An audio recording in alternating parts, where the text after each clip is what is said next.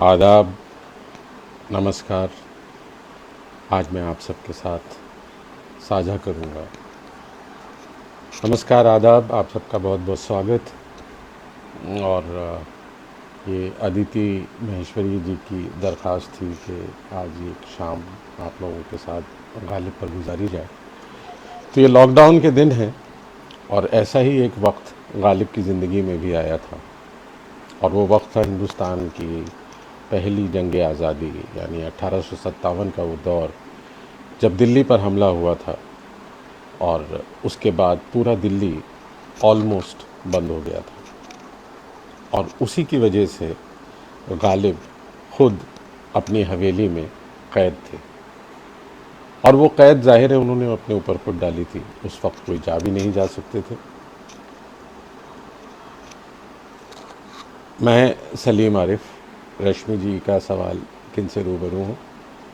मैं सलीम आरिफ आपके सामने हाजिर हूँ। मैं राष्ट्रीय नाट्य विद्यालय का स्नातक रहा हूँ। यहाँ मुंबई में बहुत सारे टेलीविज़न शोज़ और उन फिल्मों से जुड़ा रहा हूँ जिनमें से आप शायद देखी होंगी, जैसे मिर्ज़ा गालिब सीरियल गुलजार साहब का, वो मैंने डिज़ाइन किया था। उसके अलावा भारत एक खोज श्याम बेनेगल साहब का, वो मैंने डिज़ाइन किया था। उसके बाद चाणक्य, जो आजकल चंद्र प्रकाश द्विवेदी जी के द्वारा बनाया हुआ है, जो दूरदर्शन पर दिखाया जा रहा है, उसकी भी वेशभूषा और उसके भी सारे लुक्स मैंने किए थे। और उसके बाद फिर मैं गुलजार साहब के साथ जुड़ गया और माचिस जैसी फिल्म में एसोसिएट डायरेक्टर भी रहा हूँ। और रंगमंच से चूँकि मेरा नाता रहा है तो मैं नाटकों से भी जुड़ा। और गालिब मैं बचपन से सुनता रहा था, मेरे घर में, मेरे परिवार में गालिब का जिक्र होता रहता था। और गालिब के दौरान ही ऐसा हुआ कि बचपन से जो चीज़ें मैंने सुनी थी, जब मैं बॉम्बे आया और गुलजार साहब ने मुझे दावत दी मिर्ज़ा गालिब सीरियल करने की और उसको डिज़ाइन करने की, तो मेरे साथ नीतीश रॉय साहब थे, जो बहुत बड़े प्रोडक्शन डिज़ाइनर, आर्ट डायरेक्टर हैं। और वो और हम दोनों मिलकर उस वक्त काम कर रहे थे। तो हमने भारत एक खोज डिज़ाइन किया था। उसके बाद मिर्ज़ा गालिब सीरियल का मौका आया, और उसके बाद चाणक्य में भी नितेश दा शुरू में थे, बाद में नितिन आ गए थे। और उस दौरान जाहिर है कि पूरे इतिहास से जुड़ी हुई चीज़ें, पीरियड से जुड़ी हुई चीज़ें हमने देखी, जानी, बहुत सारे म्यूज़ियम्स घूमे। और उस दौरान गालिब के बारे में भी मैंने और जाना। मेरा इंटरेस्ट था, नेशनल स्कूल ऑफ ड्रामा में भी था, और उससे पहले बचपन से गाहे बगाहे कोई भी प्रोफेसर, राज बिसारिया साहब जो हमें अंग्रेज़ी भी पढ़ाते थे और हमारे थिएटर डायरेक्टर भी थे, हमारे गुरु थे, हमारे मेंटोर थे लखनऊ में, वो या कृष्ण नारायण कक्कड़ साहब या कुंवर नारायण जी, हिंदी के इतने बड़े साहित्यकार और पोएट, कुंवर जी से हमारे बड़े घनिष्ठ संबंध थे और उनकी मेरे ऊपर बहुत कृपा रही है। कुंवर जी भी अक्सर मुझे कहते थे, और उन्होंने गालिब के ख़तों के लिए बड़ा खूबसूरत एक्सप्रेशन इस्तेमाल किया था। उन्होंने कहा था कि इतना रिलैक्स्ड प्रोज़ है, यानी इतनी स्वतः निकलती है गालिब की ज़बान ख़त लिखते हुए। और उसका उन्होंने जो ज़िक्र किया, तो फिर मैंने ख़तों को दोबारा दूसरी नज़रिए से पढ़ा। उसके बाद मिर्ज़ा गालिब सीरियल में बहुत सारे सीन्स, बहुत सारी डिटेल गालिब के ख़तों की वजह से आई थी। और गालिब के ख़त फिर मैंने पढ़े और उनको स्टेज पर बाकायदा गालिब नामा नाम का हमने एक शो किया था, जिसमें मेरे साथ जसविंदर सिंह थे, जो आज बड़े जाने माने नौजवान गज़ल गुलूकार हैं। वो हमारे साथ उसमें जुड़े थे। वो गज़लें गाते थे, मैं गालिब के ख़त पढ़ता था। और ज़ाहिर है कि वो अपने आप में एक मज़ा था। और मैंने सिर्फ छोटी सी लिबर्टी ये ली थी कि गालिब के ख़तों के मुख्तलिफ़ हिस्सों को, अलग अलग जगह जो उन्होंने बातें कही थी, उनको एक सिलसिले में लगाया था। और उस सिलसिले में लगाने की वजह से ये हुआ कि जिस विषय पर गालिब ने कुछ कहा, उस विषय से जुड़े हुए मैंने फिर बाकी टुकड़े दूसरे ख़तों से निकाले, क्योंकि गालिब अपने बहुत सारे दोस्तों को रोज़ ख़त लिखते थे और उस ख़त लिखने में वो ज़ाहिर उस वक्त का बयान करते थे। तो वो जो 1857 का लॉकडाउन हुआ है, उसका गालिब ने खुद अपने एक ख़त में ज़िक्र किया, और उसके बाद मैंने 2-4 और ख़तों से जोड़कर उसमें चीज़ें ऐड की। और वो कुछ है, लेकिन एक भी चीज़ गालिब से बाहर की नहीं है। तो गालिब कहते हैं 11 मई 1857 को यहाँ फसाद शुरू हुआ। मैंने उसी दिन से घर का दरवाज़ा बंद और आना जाना मौकूफ़ कर दिया। बेशगल ज़िंदगी बसर नहीं होती। अपनी सरगुज़िश्त लिखनी शुरू की। जो सुना गया वो भी ज़मीमाए सरगुज़िश्त करता गया, यानी मैं लिखता गया जो भी मुझे समझ में आया। और मैं जिस शहर में हूँ उसका नाम दिल्ली और उस मोहल्ले का नाम बल्ली मारों का मोहल्ला है। राजा नरिंदर सिंह बहादुर वालिय पटियाला ने साहिबाने आलीशान से ये अहद ले लिया था कि बरवक़्ते गारत दहली ये लोग बचे रहें। चुनांचे बाद फतेह राजा के सिपाही यहाँ आ बैठे और ये कूचा महफूज रहा, वरना मैं कहाँ और ये शहर कहाँ। दिल्ली को वैसा ही अब जानते हो जैसे आगे थी। कासिम जान की गली मीर खैराती के फाटक से फतरुल्ला बेग खां के फाटक तक बेचराग है। हाँ, अगर आबादी है तो ये कि ग़ुलाम हुसैन खां की हवेली अस्पताल है और ज़ियाउद्दीन खां के कमरे में डॉक्टर साहब रहते हैं और काले साहब के मकानों में एक और साहिबाने आलिशान इंग्लिस्तान तशरीफ़ रखते हैं। लाल कुएं के मोहल्ले में खाक उड़ती, आदमी का नाम नहीं। शहर का हाल मैं क्या जानूं क्या है। पौन टूटी कोई चीज़ है जो जारी हो गई है। सिवाय अनाज और उपले के कोई ऐसी चीज़ नहीं जिस पर महसूल न लगा हो। जामा मस्जिद के गिर्द 25-25 फुट गोल मैदान निकलेगा। दुकानें हवेलियां ढाई जाएंगी। दारुल बका फना हो जाएगी। रहे ना हम अल्लाह कहाँ। खानचंद का कूचा शाह बोला के पड़ तक ढहेगा। तुम आते हो चले आओ। जा निसार खां के छत्ते की सड़क, खानचंद के कूचे की सड़क देख जाओ। बुलाकी बेगम के कूचे का ढहना, जामा मस्जिद के गिर्द 70-70 गज गोल मैदान निकलना सुन जाओ। गालिब आजुर्दा दिल को देख जाओ। घर में था क्या जो तेरा गम उसे गारत करता, वो जो हम रखते थे एक हसरत तामीर सो है।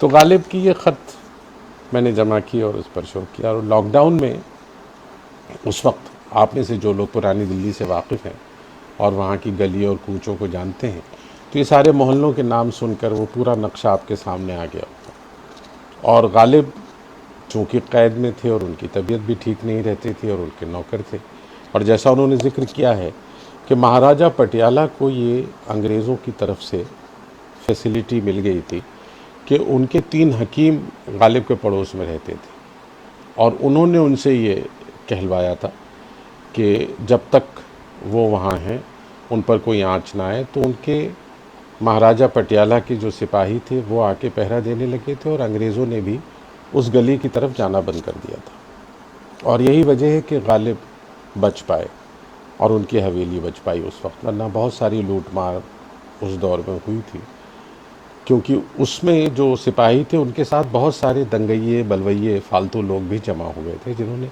दिल्ली में आके काफ़ी लूट मार मचाई थी। और उस लूट मार के साथ फिर अंग्रेज़ों ने जब दोबारा उस पर एक्शन लिया तो बहुत सारे लोग मारे गए, बहुत सारी मुश्किलों का सामना करना पड़ा। बल्कि गालिब ने ख़त में ज़िक्र किया है कि कश्मीरी दरवाज़े के पास सिपाही बैठे रहते हैं और जो भी बाहर से आता है उसको बैद मारते हैं। बैद यानी डंडे।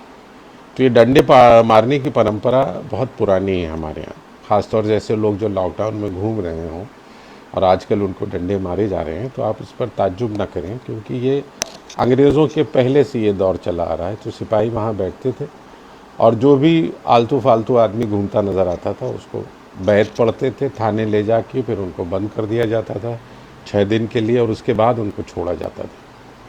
और उसके बाद फिर उन्होंने जैसे आजकल पासेस इशू हुए हैं वैसे टिकट इशू किए थे 1 साल बाद, और उस टिकट में ये था कि बिना उस टिकट के आप शहर में एंटर नहीं कर सकते हैं।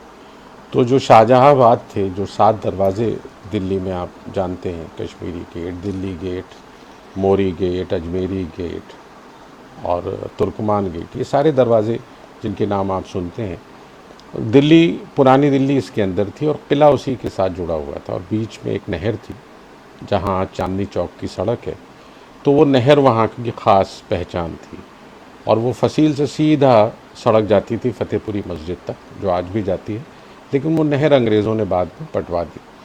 तो मुग़ल पीरियड में शाहजहाँबाद में एक तरफ वो आपकी नहर थी और पीछे सलीमगढ़ का किला था। जो सड़कें आप पुराने किले, लाल किले के पीछे देखते हैं, 3 छोटे छोटे दर जिसमें से एक सड़क निकली है और एक पुल है जो एक छोटे से किले को जाता है, वो सलीमगढ़ था, जहाँ रेती पर शाम को बाकायदा पतंगबाजी होती थी और बहादुर शाह ज़फ़र टहलने जाते थे और गालिब को भी बुला लिया करते थे। तो उस लॉकडाउन से पहले गालिब की शामें जो थीं वो बहुत इंटरेस्टिंग है। एक ख़त में वो बताते हैं किस तरह से वो थक जाते हैं आकर रोज़ जो उनको बुलाता है, राजा साहब जब बुला लेते हैं। तो मैं आपको पढ़ के सुनाता हूँ गालिब ने किस तरह लिखा है अपने बारे में। और उसमें ये कि भाई तुम लोग मुझसे बहुत फरमाइश करते हो मगर मैं थक जाता हूँ और रोज़ शाम आता हूँ किले पे, मुझे बुला लेते हैं। हाँ देखिए, कुछ यूँ है, एक मज़ेदार ख़त है। अभी रमज़ान आने वाले हैं तो गालिब का जो खुदा से रिश्ता था उसके बारे में भी बहुत ही इंटरेस्टिंग, एक दूसरी तरह का लॉकडाउन रमज़ान में भी हो जाता है। तो गालिब ने ख़त में लिखा था कि वाकई मियाँ तफ्ता दीवान की नकल कर रहे हैं और लाहौर भेजेंगे और मुझसे खफा हैं। हुक्म था कि इस दीवान का दीबाचा लिख। मैंने कहा साहब तुम हर साल एक दीवान लिखोगे, मैं दीबाचा कहाँ तक लिखा करूँगा। उसके बाद उन्होंने ख़त नहीं भेजा। मैं भी उनको ख़त न लिखूँगा और देखूँ कब तक मुझको याद नहीं करते। दीबाचा यानी फॉरवर्ड, दीबाचा लिखना भाई क्या आसान है, कलेजा खुरचना पड़ता है। नस्र की फ़िक्र नज़्म से कम नहीं, यानी प्रोज़ जो है उसकी फ़िक्र भी नज़्म से कम नहीं होती। नस्र की फ़िक्र नज़्म से कम नहीं। यकीन है कि वो और आप मेरा उज़्र कबूल करेंगे और मुझको माफ़ रखेंगे। खुदा ने मुझ पर रोज़ा नमाज माफ़ कर दिया है, क्या तुम और तफ्ता एक दीवान नहीं माफ़ करोगे। रोज़ा रखता हूँ मगर रोज़े को बहलाए रहता हूँ। कभी पानी पी लिया, कभी हुक्का पी लिया, कभी कोई टुकड़ा रोटी का खा लिया। मैं तो रोज़ा बहलाता रहता हूँ और ये साहब फरमाते हैं कि तू रोज़ा नहीं रखता। ये नहीं समझते कि रोज़ा ना रखना और चीज़ है और रोज़ा बहलाना और बात है। इफ्तार सोम की जिसे कुछ दस्तगाह हो, उस शख्स को ज़रूर है रोज़ा रखा करे। यानी जिसके पास इफ्तार की सुविधा हो, जो खा पी सकता हो, उसको ज़रूर ये शर्त है कि रोज़ा रखा जाए। जिस पास रोज़ा खोल के खाने को कुछ ना हो, वो गालिब अपने लिए कह रहे हैं कि जिस पास रोज़ा खोल के खाने को कुछ ना हो, रोज़ा अगर न खाए तो नाचार क्या करे। इफ्तार सोम की जिसे कुछ दस्तगाह हो, उस शख्स को ज़रूर है रोज़ा रखा करे। जिस पास रोज़ा खोल के खाने को कुछ ना हो, रोज़ा अगर न खाए तो नाचार क्या करे। ये कता कल हुजूर में पढ़ा था, हुजूर में नहीं, बादशाह सलामत के यहाँ। बहुत हंसे और खुश हुए। 20-22 दिन से हुजूर वाला रोज़ दरबार करते हैं। 8-9 बजे जाता हूँ, 12 बजे आता हूँ। या रोटी खाने में ज़ोहर की अजान होती है या हाथ धोने में। सब मुलाजमीन का हाल ये है, और कोई रोटी खाकर जाता होगा।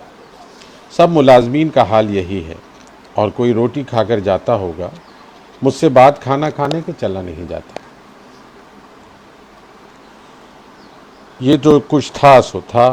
परसों से अजराहे इनायत हुक्म दिया है कि शाम को रेते में लबे दरिया पतंगबाजी है, तू भी सलीमगढ़ पर आया कर।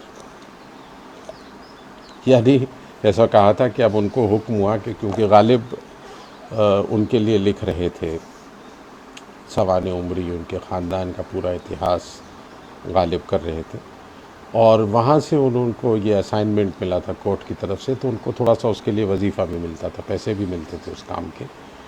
तो Ghalib was oblige to listen to the king. तो वो उनको बुला लिया करते थे कि शाम को रेते पर आ जाओ। परसों से अजराहे इनायत हुक्म दिया है कि शाम को रेते में लबे दरिया पतंगबाजी होती है, तू भी सलीमगढ़ पर आया कर। खुलासा ये कि सुबह को जाता हूँ, दोपहर को आता हूँ, खाना खाकर 5-4 घड़ी दम लेकर जाता हूँ, चिराग जले आता हूँ। भाई तुम्हारे सर की कसम भाई तुम्हारे सर की कसम रात को मजदूरों की तरह थक कर पड़ा रहता हूँ। आज चौथे दिन तुम्हारे ख़त का जवाब लिखने की फ़ुर्सत पाई है, तो फुर्सत क्या, खाना खाकर लेटा नहीं कि तुमको ख़त लिखा। ख़त लिखेंगे गरचे मतलब कुछ ना हो, हम तो आशिक हैं तुम्हारे नाम के। और वहीं वो जिक्र करते हैं कि मुशायरा यहाँ शहर में कहीं नहीं होता। किले में शहजादगाने तैमूरिया जमा होकर कुछ गज़ल ख़ानी कर लेते हैं। वहाँ के मिसराह तरही को क्या कीजिएगा, उस पर गज़ल लिख कर कहाँ पढ़िएगा। मैं कभी उस महफ़िल में जाता हूँ और कभी नहीं जाता, और ये सोबत खुद चंद रोज़ा है। क्या मालूम अभी ना हो, अब के हो तो आइंदा ना हो। तुम किस रेख्ते को नया समझते हो, कहा कि ये और हुआ कि ये गज़ल पुरानी है। दरिया मेरे आगे, सहरा मेरे आगे, इस पर भी 1 साल गुजर चुका। किला मुबारक के मुशायरे की गज़ल है। तो जनाब ये थे गालिब की ज़िंदगी के कुछ हिस्से, जो वो जिस तरह से अपने घर हवेली में रह के गुजारते थे। और उनको शराब का बड़ा शौक़ था, बल्कि बाकायदा जो रोज़ शाम को सहूलियत होती थी तो उन्होंने खुद एक ख़त में लिखा है कि 4 रुपये रोज़ की शराब और उतने का ही गुलाब पीता हूँ और कुछ तले हुए कबाब या गोश्त खा लेता हूँ। और उस वक्त गालिब का जो लाइफस्टाइल था, यानी जब 10-12 रुपये बहुत होते थे एक महीने का खर्चा चलाने के लिए, लोगों को इतना वजीफ़ा मिलता था, तो गालिब के घर का ख़र्चा तकरीबन 400 रुपये था। और वो हर महीने 150-200 रुपये घाटे में चलते थे, क्योंकि 100 रुपये उनके पास आ जाते थे नवाब रामपुर के यहाँ से, जिनके वो उस्ताद बन गए थे। और उस्ताद भी क्या थे, वो एक तरह से उनको वजीफ़ा देने का बहाना था। तो वो अपनी गज़लें गालिब को भेजते थे और गालिब उसमें शरह करके कुछ करेक्शंस, कुछ सजेशंस दे के वापस भेज देते थे, और उसके उन्हें पैसे मिलते थे। और गालिब ने फिर अपने भतीजों को अपने यहाँ पाल लिया था, जो उनकी बेगम की तरफ से रिश्ते में थे। और गालिब के वो 2 बच्चे वहाँ पल रहे थे, तो उनके मेवे और दूसरे खर्चों के लिए वहाँ से पैसे आ जाते थे। मगर मसला ये था कि गालिब की ख़ुद अपनी कोई आमदनी नहीं थी। उनकी जागीरों के हिसाब से जो उनको पेंशन मिलनी थी, वो पूरी उम्र उस पेंशन के लिए लड़ते रहे। और उस पेंशन की वजह से ये कि गालिब कलकत्ते तक गए और वहाँ से वापस आए, उनकी तकरीबन पूरी उम्र इसी बात में गुजर गई कि उनको कहीं से कुछ पैसा मिले। और जो महाजन थे, जो उनको उधार देते थे, जो बनिए थे जिनके यहाँ से उनके यहाँ सामान आता था, वो सब कहानी किस्से आप लोगों को मालूम है। मगर इसमें जो मज़ा की बात है वो ये कि अपनी मुश्किलों का इतना मज़ा शायद ही किसी ने लिया हो जितना गालिब लेते थे। और ये गालिब का सेंस ऑफ ह्यूमर ही था जिन्होंने उन्हें इन मुश्किल के दिनों में ज़िंदा रखा, और ज़िंदा भी अंदर से ज़िंदा रखा। वो ज़िंदगी की तरफ मायूस नहीं थे। और उनका ये कहना जो रखते थे, हसरत तामीर सो है, यानी कल अच्छा होगा। बहुत सी जगह उन्होंने उम्मीद के शेर इस तरह से कहे हैं, होगा, हो रहेगा, कुछ ना कुछ घबराएं क्या, लेना चाहता है कि सर मैं क्या करूं। तो मैं उनसे यही कहता हूं कि एक सेल्फ़ क्रिटिसिज्म होना बहुत ज़रूरी है। और गालिब में वो क्रिटिकल निगाह थी, यानी गालिब ने लिखा बहुत, 15 साल की उम्र से उन्होंने शेर कहना शुरू किया था और उसको लिखते थे वो। लेकिन उन्होंने जो भी लिखा वो सब छापा नहीं, बल्कि अक्सर बहुत सारा उन्होंने अपना लिखा हुआ फाड़ कर फेंक दिया। वो खुद उनको बाद में अच्छा नहीं लगा, और उन्होंने फिर एक बहुत ही क्रिटिकल तरीक़े से एक छोटा सा दीवान निकाला। यानी गालिब की जो शोहरत है उनके सिर्फ़ एक दीवान पर, जो उनकी अपनी ज़िंदगी में निकली। और ये ख़त भी उनकी अपनी ज़िंदगी में दोस्तों के इसरार के पर ये छापे गए थे। तो गालिब की शोहरत आते आते बहुत बढ़ गई थी, यानी इस हद तक कि वो ख़त भी बल्कि एक जगह नाराज़ होकर उन्होंने ख़त में अपने दोस्त को लिखा है कि आप ये क्या मुझसे बार बार पता पूछते हैं। आपने पिछली बार भी ख़त लिखा था लाल कुएं के पते पर और मुझे बल्ली मारों के घर में मिला।